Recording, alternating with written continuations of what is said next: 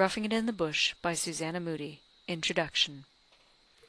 To Agnes Strickland, author of the Lives of the Queens of England, this simple tribute of affection is dedicated by her sister, Susanna Moodie. Introduction to the third edition, published by Richard Bentley in 1854. In most instances, emigration is a matter of necessity, not of choice, and this is more especially true of the emigration of persons of respectable connections, or of any station or position in the world.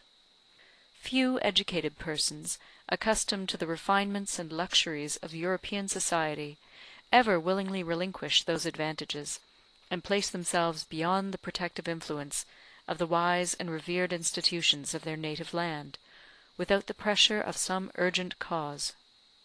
Emigration may, indeed, generally be regarded as an act of severe duty, performed at the expense of personal enjoyment, and accompanied by the sacrifice of those local attachments which stamp the scenes amid which our childhood grew, in imperishable characters upon the heart.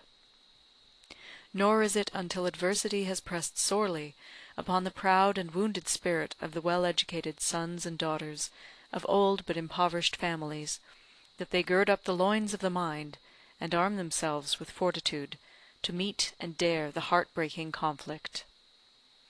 The ordinary motives for the emigration of such persons may be summed up in a few brief words: the emigrant's hope of bettering his condition, and of escaping from the vulgar sarcasms too often hurled at the less wealthy by the purse-proud, commonplace people of the world. But there is a higher motive still, which has its origin in that love of independence which springs up spontaneously in the breasts of the high-souled children of a glorious land. They cannot labour in a menial capacity in the country where they were born and educated to command.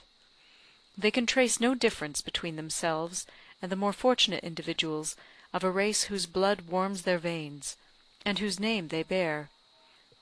The want of wealth alone places an impassable barrier between them and the more favoured offspring of the same parent stock, and they go forth to make for themselves a new name, and to find another country, to forget the past, and to live in the future, to exult in the prospect of their children being free, and the land of their adoption great.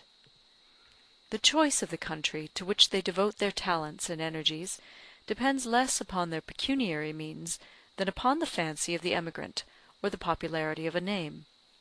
From the year 1826 to 1829, Australia and the Swan River were all the rage. No other portions of the habitable globe were deemed worthy of notice. These were the Eldorados and lands of Goshen, to which all respectable emigrants eagerly flocked. Disappointment, as a matter of course, followed their high-raised expectations.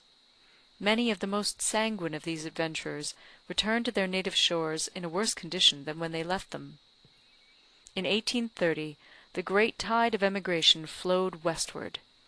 Canada became the great landmark for the rich in hope and poor in purse. Public newspapers and private letters teemed with the unheard-of advantages to be derived from a settlement in this highly favoured region.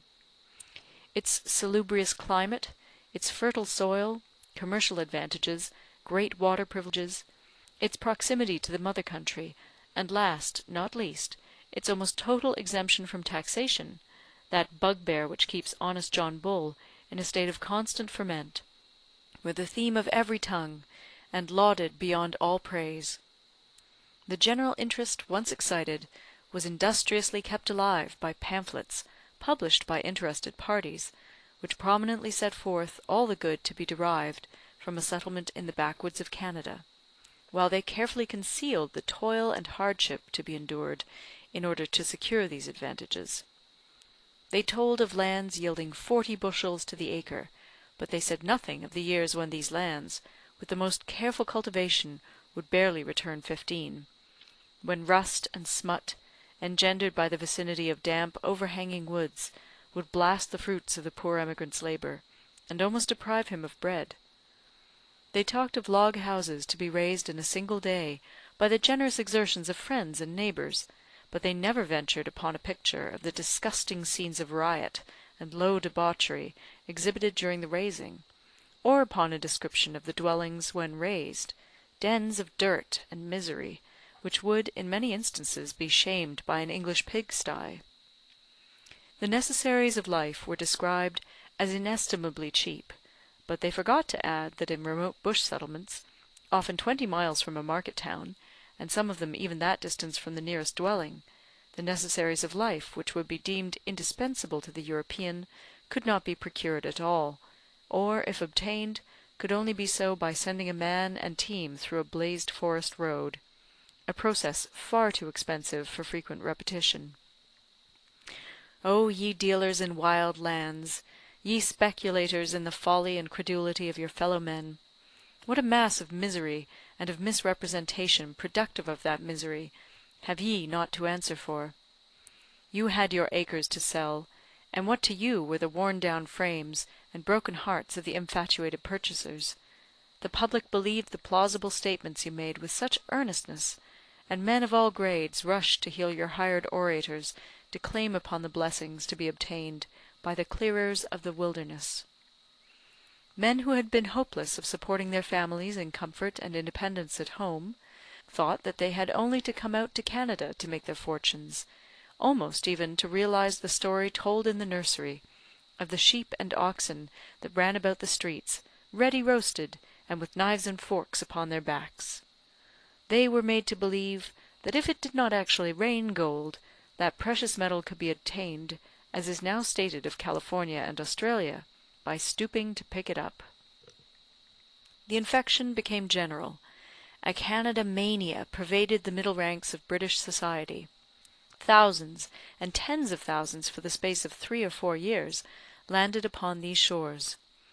A large majority of the higher class were officers of the army and navy, with their families, a class perfectly unfitted by their previous habits and education for contending with the stern realities of emigrant life. The hand that has long held the sword, and been accustomed to receive implicit obedience from those under its control, is seldom adapted to wield the spade and guide the plough, or try its strength against the stubborn trees of the forest. Nor will such persons submit cheerfully to the saucy familiarity of servants, who, republicans in spirit, think themselves as good as their employers. Too many of these brave and honourable men were easy dupes to the designing land speculators. Not having counted the cost, but only looked upon the bright side of the picture, held up to their admiring gaze, they fell easily into the snares of their artful seducers. To prove their zeal as colonists, they were induced to purchase large tracts of wild land in remote and unfavourable situations. This, while it impoverished and often proved the ruin of the unfortunate immigrant, possessed a double advantage to the seller. He obtained an exorbitant price for the land which he actually sold, while the residence of a respectable settler upon the spot greatly enhanced the value and price of all other lands in the neighbourhood. It is not by such instruments as those I have just mentioned that Providence works when it would reclaim the waste places of the earth, and make them subservient to the wants and happiness of its creatures. The great Father of the souls and bodies of men knows the arm which wholesome labour from infancy has made strong, the nerves which have become iron by patient endurance, by exposure to weather, coarse fare, and rude shelter, and he chooses such to send forth into the forest to hew out the rough paths for the advance of civilization. These men become wealthy and prosperous, and form the bones and sinews of a great and rising country. Their labour is wealth, not exhaustion; its produce independence and content, not homesickness and despair.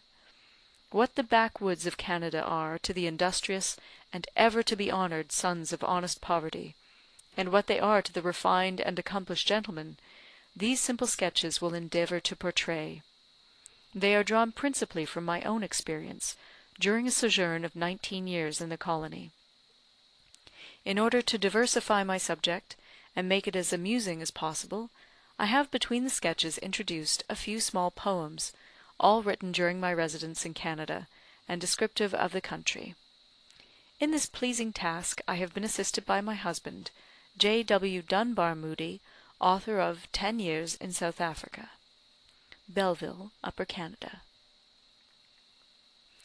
Canada. Canada, the blest, the free! With prophetic glance I see visions of thy future glory, giving to the world's great story a page, with mighty meaning fraught, that asks a wider range of thought. Borne onward on the wings of time, I trace thy future course sublime, and feel my anxious lot grow bright, while musing on the glorious sight. My heart rejoicing bounds with glee to hail thy noble destiny. Even now thy sons inherit all thy British mother's spirit. Ah, no child of bondage thou, with her blessing on thy brow, and her deathless old renown, circling thee with freedom's crown.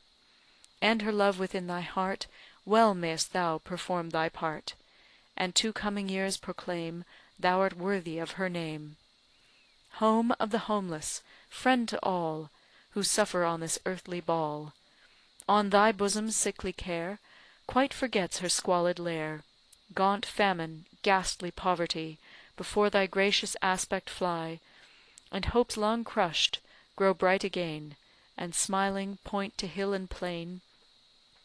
By thy winter's stainless snow, starry heavens of purer glow, glorious summers fervid, bright, basking in one blaze of light.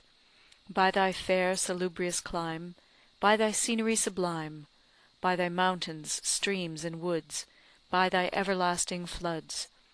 If greatness dwells beneath the skies, thou to greatness shalt arise.